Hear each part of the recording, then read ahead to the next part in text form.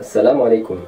Je suis Mourad Ibn Jamel, fondateur de moncoranemoi.fr, le premier blog francophone entièrement consacré au Coran et sa mémorisation. La mission que je me suis fixée est d'assister les musulmans et les musulmanes à faire du Coran le compagnon de leur vie par le biais de la mémorisation du livre d'Allah.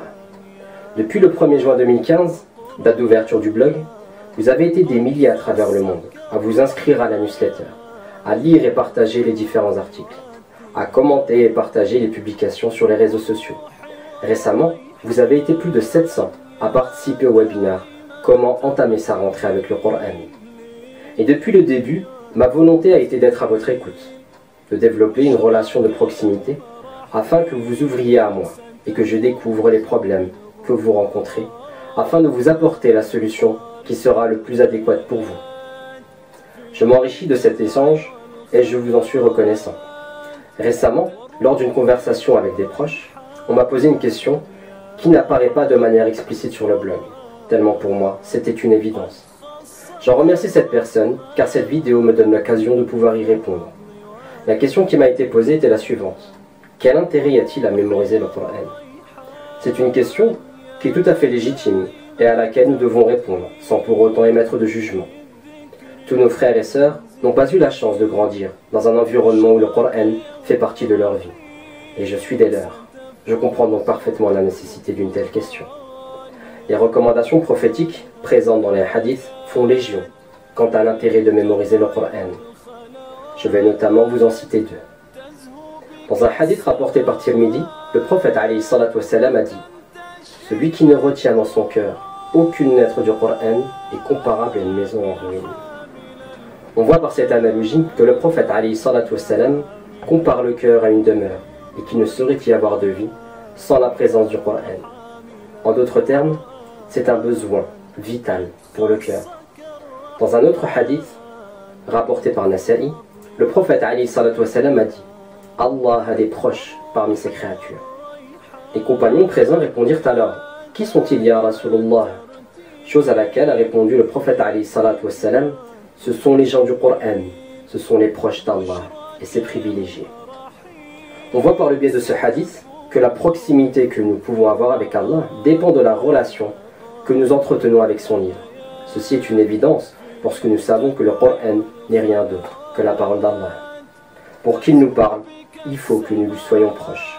Et c'est en lui en étant proches, par le biais de son livre, qu'il nous parle. J'ajouterai à ces deux hadiths ce propos de Abdullah ibn Mas'ud radiyallahu anhu. Celui qui aime le Coran, Allah et son messager l'aiment. Celui qui veut savoir s'il aime Allah et son messager, qu'il regarde. S'il aime le Coran, alors il aime Allah et son messager. Le Coran est le livre d'Allah, révélé au prophète Mohammed alayhi salatu wassalam. Ainsi, l'amour que nous pouvons avoir pour le Coran est le thermomètre de l'amour qu'Allah et son messager alayhi salatu wassalam peuvent avoir pour nous.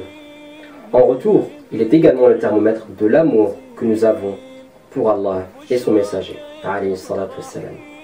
C'est pourquoi le slogan de Mon Coran et moi est le suivant: aimer le Coran, apprendre le Coran. Car avant d'apprendre le Coran, il s'agira de l'aimer. Vous allez me dire, tout le monde, tous les musulmans aiment le Coran. Mais je ne vous parle pas d'aimer le Coran. Je vous parle de tomber amoureux du Coran, de chercher sa présence dès que vous avez 5 minutes devant vous, dans les transports ou les salles d'attente, lorsque les personnes autour de vous textotent avec leur mari ou épouse.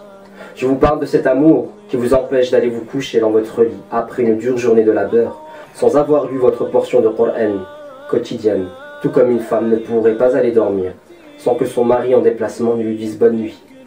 Je vous parle de cet amour qui raccourcit vos nuits, tant vous avez besoin d'un moment d'intimité avec votre Coran, avant que les enfants ne se réveillent et que la journée ne commence, tout comme le ferait un couple qui recherche sa complicité d'antan.